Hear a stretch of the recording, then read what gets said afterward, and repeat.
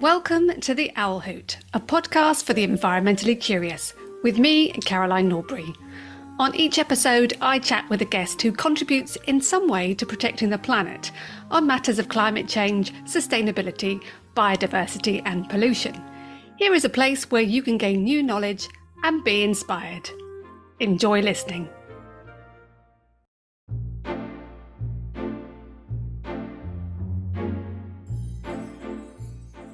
The Peak District and South Pennine Moors in the UK have been described as the most degraded upland habitat in Europe.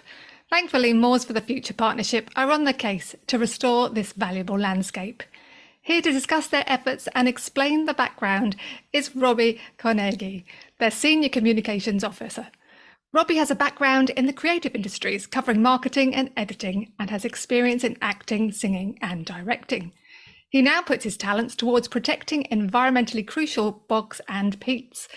Let's find out more as I welcome Robbie to the podcast. Hello. Hi, how are you? I am very well. So thanks for joining me today. Before we get right into it, it'd be great to get a bit of an idea as how, I said in the intro that you've got a sort of creative arts background. How did you become interested in the environment?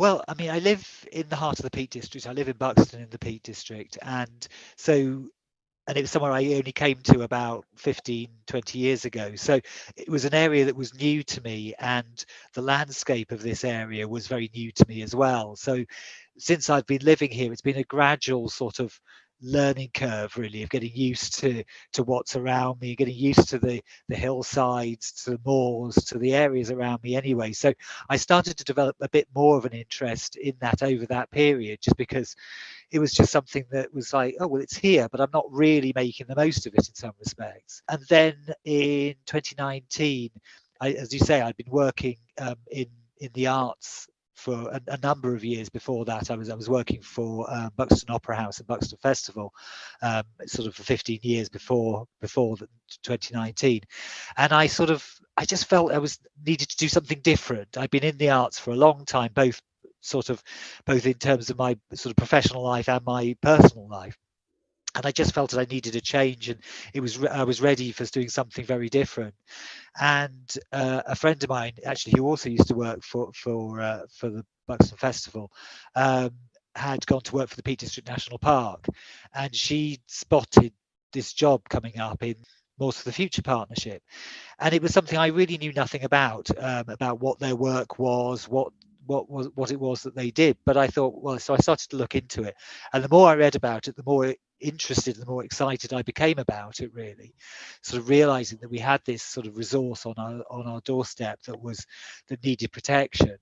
And I think throughout my career, I've always been somebody who sort of likes to get new information myself, and I think part of communication sometimes is going into something as a layman yourself, because it helps to then be able to communicate it to other people who are also laymen. I think sometimes if you start from a point of view of a huge degree of knowledge, it's quite hard to put yourself in the position of somebody who's coming at it from a standpoint of somebody who's new. Whereas in my case, that was very much the case, because it was a completely new world to me, really. So that's how I sort of started. It was immediately a very steep learning curve, really, in terms of all the information that I had to absorb. But I think as the more I've learned, the more I've got into it, the more exciting it's become, really. That so resonates with my own story because of doing the podcast. I don't tend to have people on that I know not a lot about the subject before I start. So it's really exciting to learn new stuff in a way when you're talking to people with more expert knowledge than you, and you're also conveying what the assumptions that perhaps if you know more knowledge about, as you quite rightly say. So yeah. In terms of the actual partnership then, Moors for the Future, tell me a bit about the organisation itself. Well, as the name would suggest, it's a partnership organisation. It comes under the kind of auspices of the Peak District National Park Authority, but it's also a kind of standalone body. That it's a partnership between various different bodies in themselves. So the National Trust, the RSPB, all the water companies, the South Pennines Park, and various other organisations are all part of this one partnership. So it's not one thing. There is a staff team that runs Moors for the Future, but its scope is broader than that. So we work very closely with all these other organisations, which allows us to do work over a kind of what we call a landscape scale. So really covering areas from up into North Yorkshire, down into Staffordshire. So a huge range, a huge sort of area that we cover. And what is the main sort of mission, the vision of the partnership? What are they all coming together to do?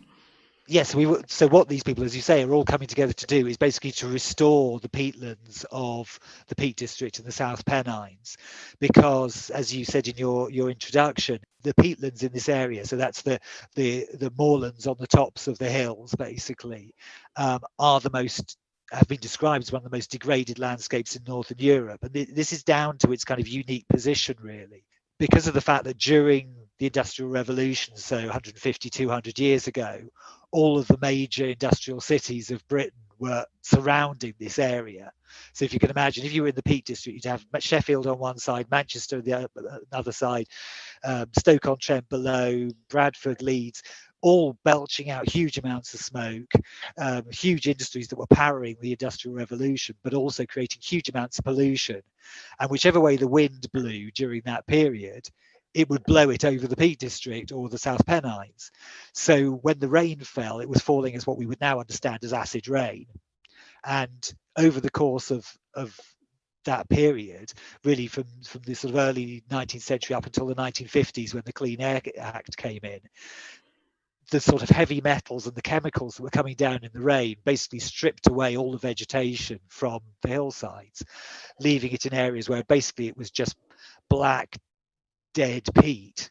And we've got pictures that we often use in some of our talks and things like that of some of these areas. There's an area called Black Hill, which is up in the South Pennines, and we have a picture of that from about, I think, the sort of late 20th century, and it's literally just peat, dark black peat as far as the eye can see, with like a trig point in the middle of it. And that was all that was there. The vegetation had gone, and I think it had been gone for such a long time that I think people had begun to feel that that was all that had ever been there. This is what moors should be like, but it's not what moors should be like. Moors should be healthy, thriving places, and what had happened was they'd become these kind of really kind of dead spaces, really. So that was the importance was realised in 2003 when Moors for the Future Partnership started, was to actually try and remedy this in some respect. And this is for a number of reasons as well. I mean, partly, as I say, just because it looks horrible, but also, I mean, there are a number of things that we always look at as to why we do the work we do. And the first one, certainly the one that's most crucial to us nowadays, is carbon. Because peat in itself is a great store of carbon. It takes carbon out of the atmosphere, stores it in the peat. However, when there's no vegetation on the top of it, what will then happen is that the peat will get washed away every time it rains, or it will get blown away. And that just throws the carbon back into the atmosphere again. So what should be becoming a great store of peat is actually becoming a source of peat, a source of carbon. So sort of exacerbating the issues of climate change that we already have. Whereas if we can keep the peat on the moors where it belongs, stop it being washed away, then it'll be holding the peat, holding the carbon there, as a storage for the fight against climate change. So that's the sort of main reason behind it. But also there's other things as well. So natural flood management, for example, because bare peat, when rain falls on it, will just wash away and the rain will just run straight off it. So if you've got a heavy rain event in the hills, there's nothing to stop it just flooding straight down into the valleys below. And we've been working quite heavily with certain areas like sort of around Calderdale and places like that, where they've had a lot of problems with flooding in recent years, in order to try and slow the flow of water from the tops of the hills so that it then will be less catastrophic when it hits the valleys below. And we'll talk about how we do these things later, but so that's one of the things with that. Also water quality as well, because when there's bare peat there, the reservoirs end up being full of kind of peaty, dark water. So it's one of the reasons why the water companies work with us, is because it helps to clean the water before it reaches the reservoirs at that stage. So those are some of the reasons why we do the work we do. But it's it's an incredibly worthwhile activity, really. Absolutely. And there's two things that you highlighted there that really sort of stuck in my mind. One of them is our perhaps acceptance of what landscape should look like. If we've only been used to it looking like a certain way, it's like, oh, okay, that's how it should look like. And then the enormity really of the fact that it is degraded and the impact on so many different you've got the climate change, you've got this flood management, and then the water quality. There are so many things that it's obviously they're good for. It's obviously taken a period of time to get in this poor state. How then does one come back to trying to remedy this very bleak looking landscape? Well, it's a very labour intensive process, really. I think it's one of those things, because it's nature, because you see it on the hillside, it's easy to think, well, if we kind of leave it alone, it will grow back, vegetation will come back on its own, but it doesn't do that. In fact, we have an area up on Kinder where we've deliberately left an area as a control site to be able to look at that and see, well, does that actually, if we just let it alone, would it grow back? It won't. So we've got this area there still, which is just bare peat, because I think there's like one blade of grass in the middle of it or something. Other than that, it's just nothing growing back, and that's what would have happened had we not intervened, because the area is as degraded as it is. So we go through a number of stages really in order to sort out these areas. And the first thing we do is we'll put down a combination of lime, seed and fertilizer. And the lime is there to change the acidity of the peat, because peat is naturally acidic as a soil, but it is but when it's in the state that it's in, because of the chemicals and stuff in it, it becomes a lot more acidic. So nothing's going to grow on that. So the lime's there to help to kind of level that out and make it something that's actually usable as something to grow things on. And then you've got the seed and the fertilizer there, which is sort of starting off what we call nursery crops. So they're various grasses and things that will start to grow, just to bind the peat together again and start to put some nutrients back into it. That's not really designed to be the thing that's going to be there forever, but just there to sort of help the process. And the other thing we do around that stage as well is we put down what we call heather brash. So this is cut heather we've taken from one place, and then we spread it with like pitchforks and things across these areas of bare peat. And that's, somebody once described it to me as being a bit like a scab on a wound. It's something you put in over the top of the degraded area, and it just helps the growing process to sort of heal underneath. So we do that at that stage as well. And then when it started to sort of return to some sort of degree of normality, that's the point where we do the kind of what in a sense is the most pivotal part of it, which is we plant sphagnum moss. And sphagnum moss is absolutely the key to what we do. It's an amazing little plant, which it has various qualities which make it ideal for what we do. The first of which is it soaks up water. It can soak up to about 20 times its own weight in water. So you plant that down, it's going to help to re-wet the soil below it, because as we said before, we want the areas on the tops of the moor to stay wet, because that's what helps to these things to flourish. So you wanted to stay wet, and it also helps to soak up water that might otherwise be causing flooding further down. And the other thing that it does is that it because of the way its roots grow, whereas most plants have a sort of root system that takes nutrients out of the soil, the roots of the sphagnum, basically they degrade from the bottom up, they sort of decompose. So while it's still growing, it's creating fresh layers of peat as it's going. I mean, it's a very, very slow process. I mean, the creation of peat takes a millimetre a year. So that gives you some perspective of how slow it is. So, none of this is going to suddenly reverse the losses that have happened. But what it is going to do is to stop it continuing to happen. So that's really the thing with that. The other thing with sphagnum is it also has a quality where it's naturally has a sort of antiseptic, antibiotic quality to it, which I mean was evidenced by the fact that in the First World War they used to use it as a wound dressing. So if somebody was shot or something, they put sphagnum moss on it, and that would keep the wound clean and stop it, becoming infected. So it's an amazing thing. So that will help in terms of the water quality that we talked about earlier as well. So it covers so many of our areas. We plant it like in little plug plants, the sort of thing you would get with, like for your garden, little sort of wallflowers and things like that, just like a 50p size plug plant.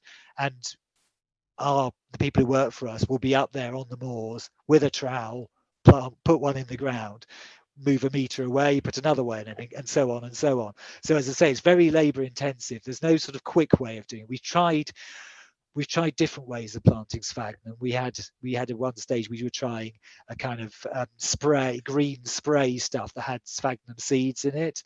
Looked a bit like kind of just slime basically, and you could spray that out over things. But because it's so kind of windy and wet up on the moors, it didn't really stick in the way that we wanted to. I think it would probably work in some areas, but for our specific area, less so good.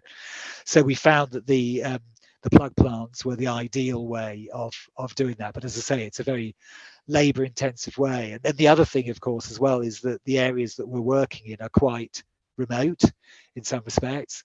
So if you're ever out in the Peak District during the winter months and you see helicopters flying over with kind of bags of stuff or skips of stuff, that'll probably be more for the future, moving our stuff up onto the moors in order to do the work that we need to do. Wow, that's a good visual of flying all the needed seeds in. Yeah. That sounds really fascinating, the way you're putting in some very sort of time-consuming efforts and the flourishing moss. I've really got a visual of how that's coming together. You've described that story very nicely. How on earth did you know where? It sounds like a vast area that needs sorting. Where do you start? Well, because of the fact we work in a partnership, some of our partners that we work with, they will have land that they own or that they manage. And so often they will come to us and say, there's this area that's like this.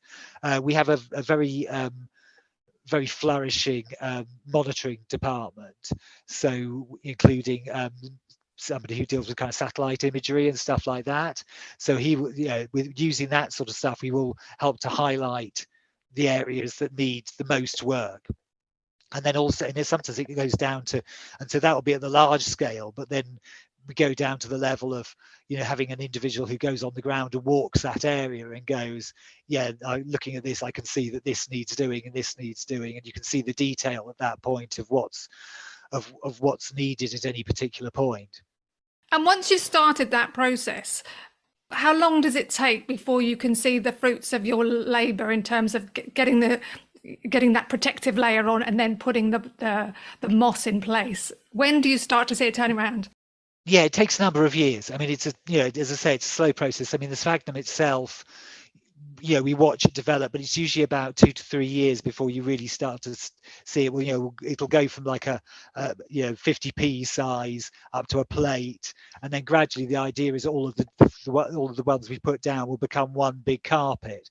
But it'll take a number of years to reach that point. In terms of the sort of shorter term stuff, in terms of the grasses and things like that, they tend to establish quite quickly. But the sphagnum is a slower thing to establish, really.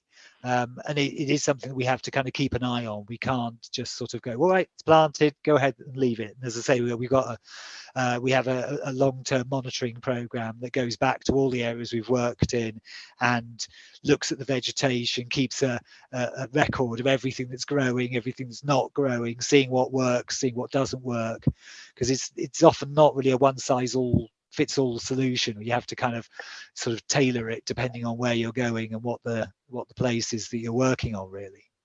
I can imagine that's quite a crucial stage, actually, going back to check that what you think is going to happen does happen.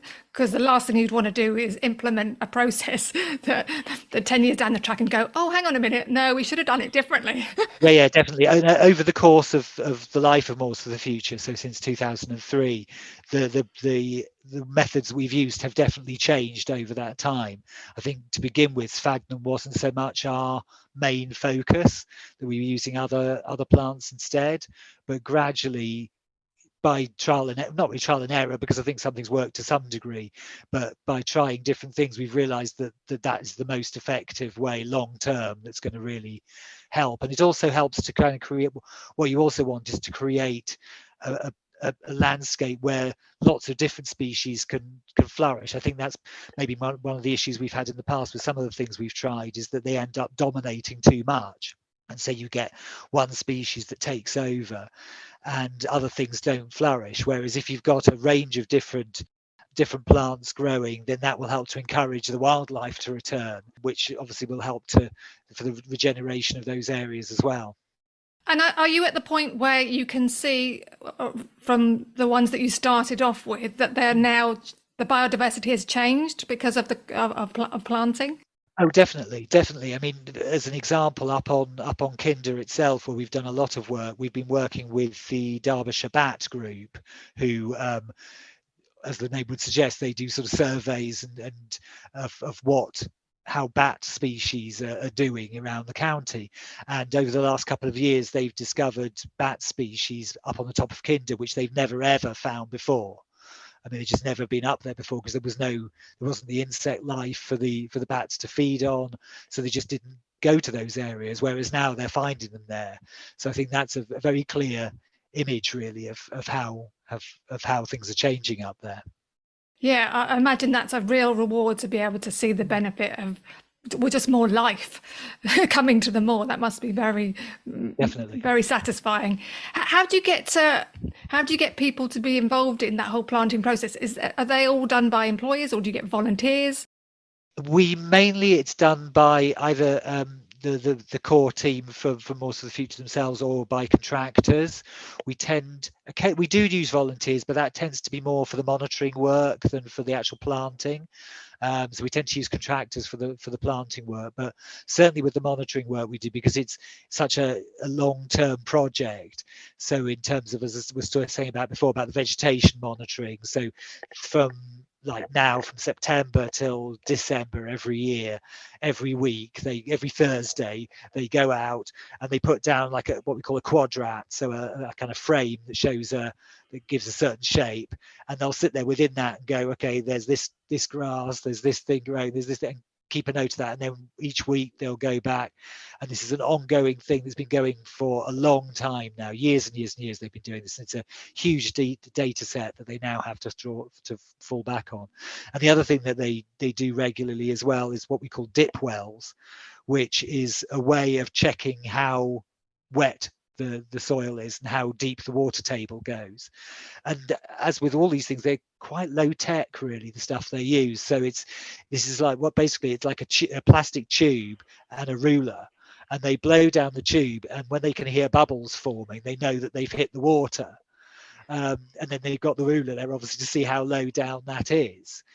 So it's quite low tech, but it's a very clear way of showing how the water table is developing and how wet the soil is, because that's, as I say, is one of the central things that we want to do, is to keep those areas wet.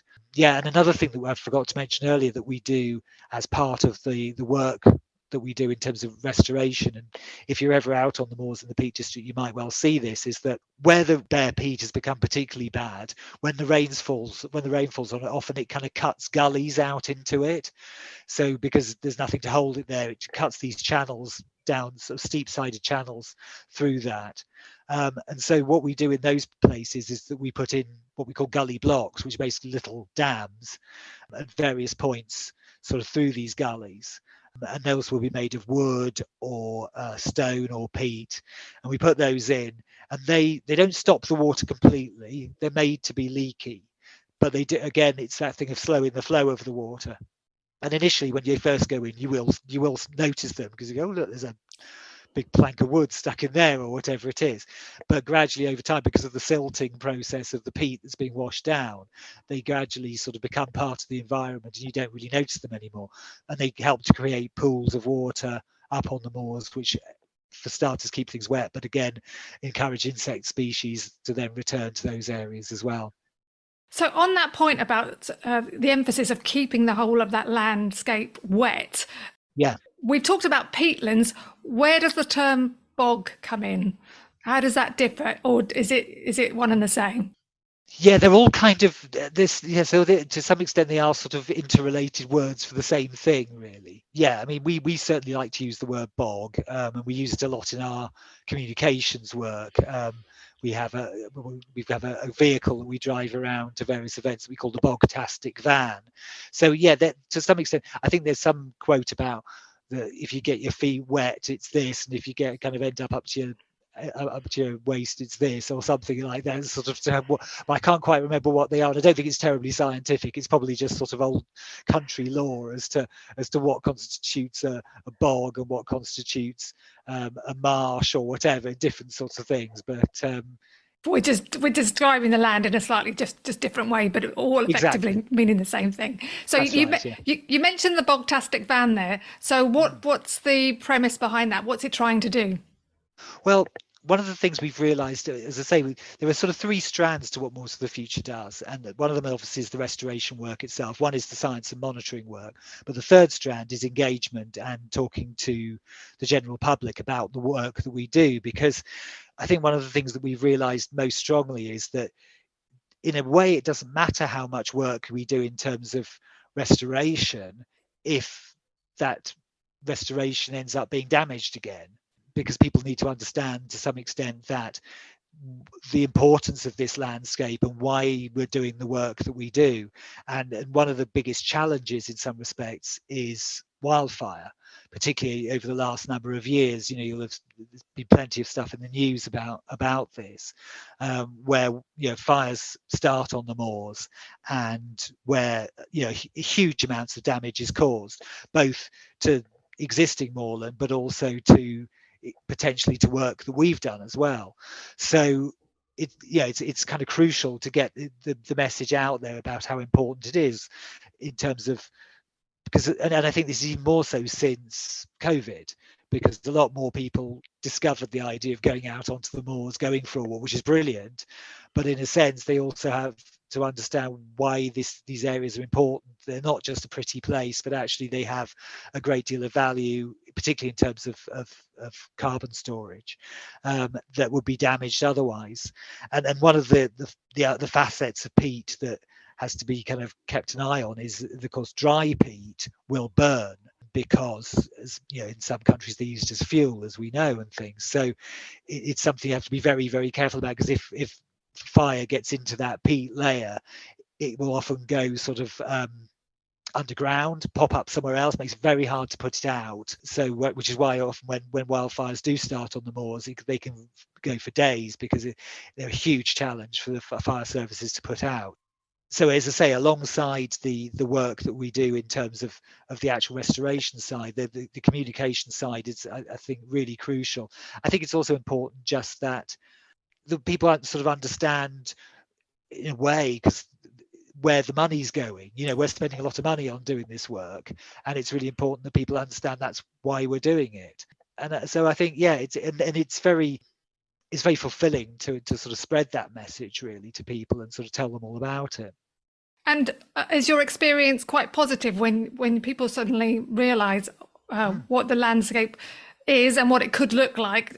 Are people buying into the fact that it's a whole lot nicer to go up there and visit? Definitely. I mean, when we speak to people, when we're out and about, people are always really, really enthusiastic about what we do. And I think, because often people will know a bit of the story. They'll have gone up there themselves, so they know, they've seen things, but maybe don't know what they're there for or why they're there.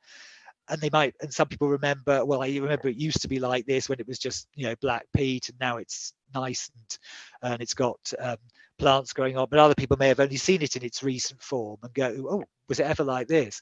So sometimes just the thing of we've got some very vivid images that kind of the pictures that we show, and it's that thing of going, well, actually that's what it used to look like, and that's what it looks like now, you know, in a relatively short space of time.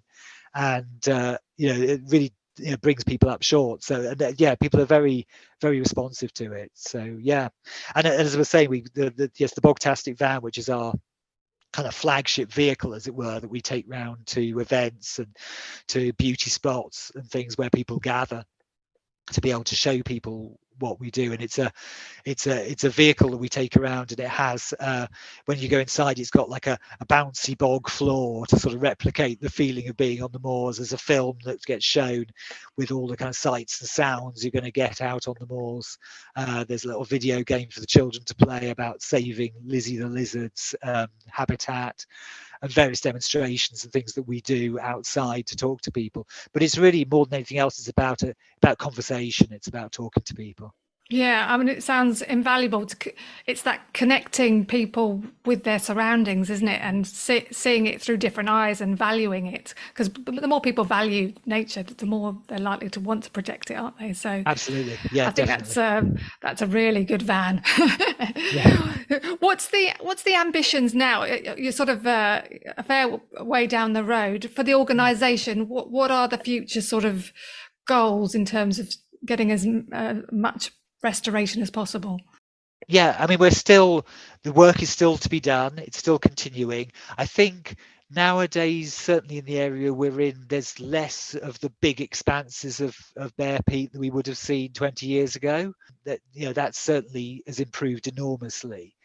But there's still pockets that need to be kept an eye on. There's bits that need doing. So it's still an ongoing process. And I think even more so the monitoring side of that, as it's, you know, growing back in, is even more important in a way of keeping an eye on it and seeing what's happening, and if any other work needs to be done to bring it up to speed in different places. So it's a continuing process. The other thing that we've become part of in the last few years is that we're sort of now part of an initiative called the Great North Bog.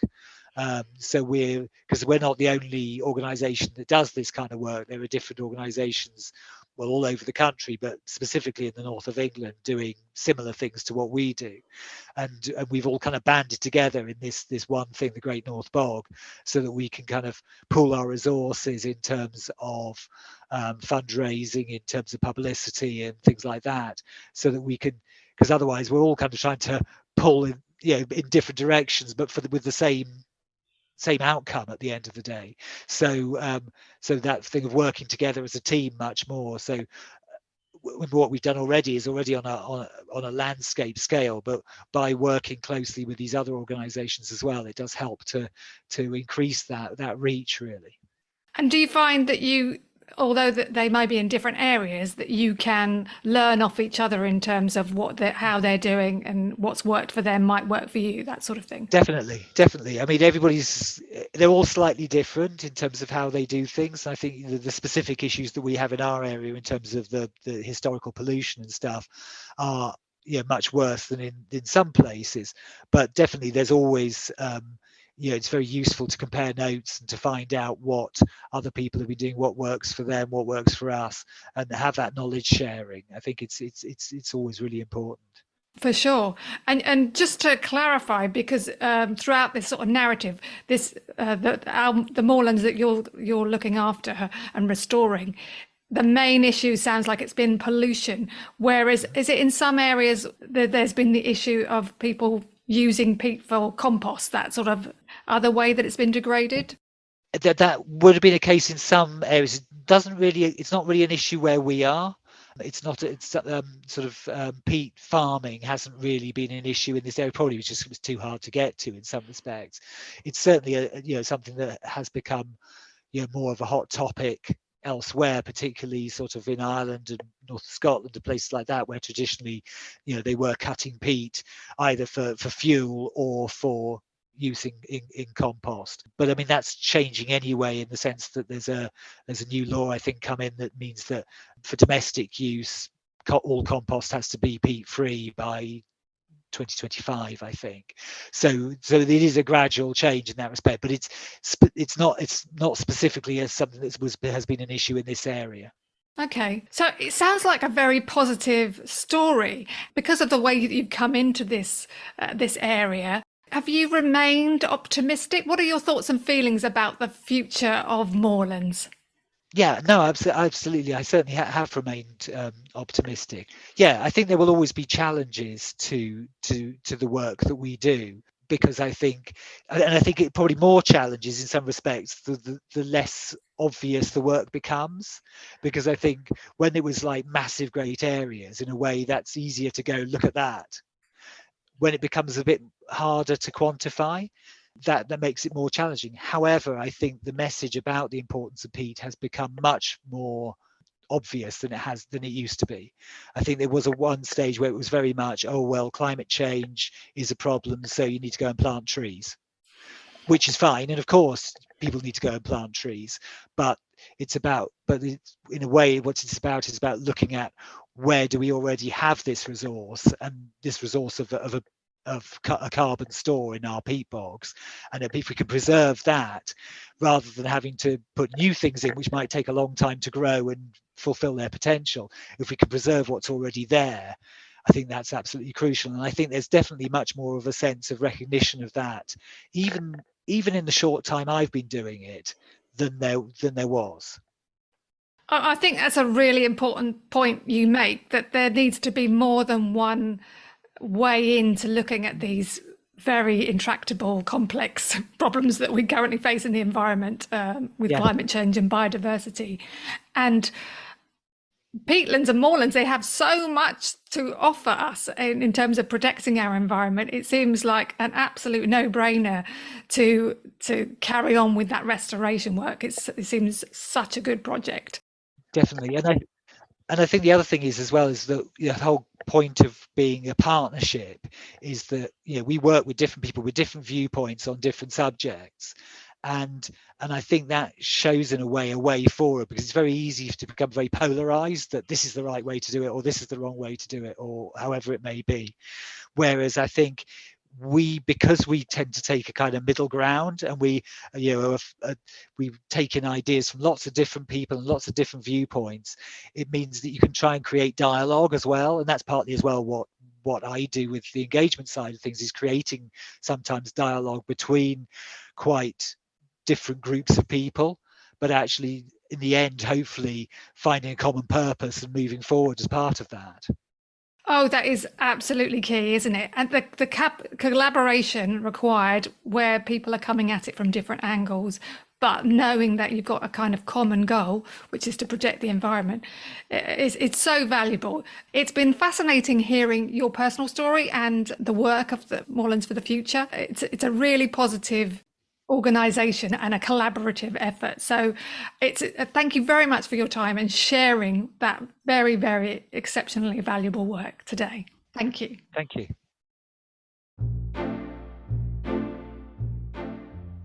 Like many of our landscapes, moorlands are in a poor state, and it struck me from this conversation that we've got used to it. In chatting to Robbie, I was able to reimagine these areas covered in moss, plants and teeming with life. There are so many reasons to invest in restoration, from ensuring the peat remains a carbon sink to assisting in natural flood management and generating biodiversity. It was fascinating to hear the details of restoration work and the effort going into this labour-intensive but super valuable activity. Again, collaboration is crucial to attacking our environmental crises head-on, and with a common goal, people are truly unstoppable. Very inspiring. To find out more about Moorlands for the Future and the Bogtastic van, take a look at the show notes. I'd like to thank Andy Shaw for audio editing, Jeremy Jones for providing the music, and to you for listening. Don't forget you can follow the podcast to get automatic access to each new episode. And it would be lovely if you could rate, review and share it too. It really helps.